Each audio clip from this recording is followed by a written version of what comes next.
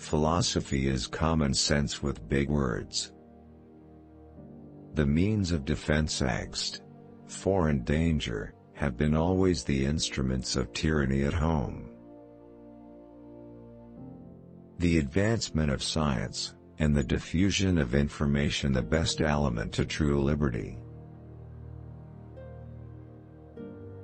The purpose of separation of church and state is to keep forever from these shores the ceaseless strife that has soaked the soil of Europe in blood for centuries. The truth is that all men having power ought to be mistrusted.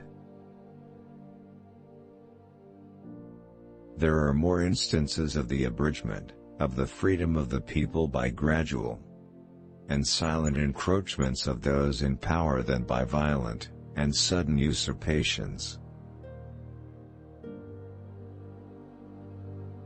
A well-regulated militia being necessary to the security of a free state, the right of the people to keep and bear arms shall not be infringed.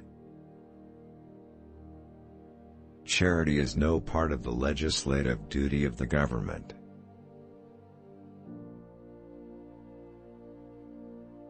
The accumulation of all powers, legislative, executive, and judiciary, in the same hands, whether of one, a few, or many, and whether hereditary, self-appointed, or elective, may justly be pronounced the very definition of tyranny. Americans have the right and advantage of being armed, unlike the citizens of other countries whose governments are afraid to trust the people with arms.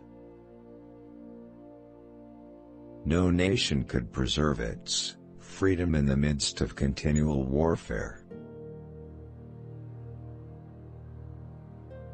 Religious bondage shackles and debilitates the mind, and unfits it for every noble enterprise, every expanded prospect.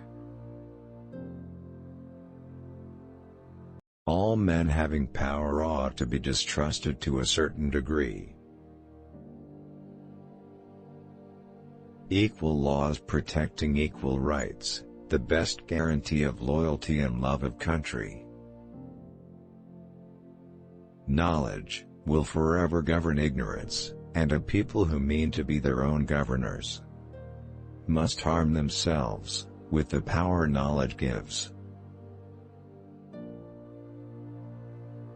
If men were angels, no government would be necessary.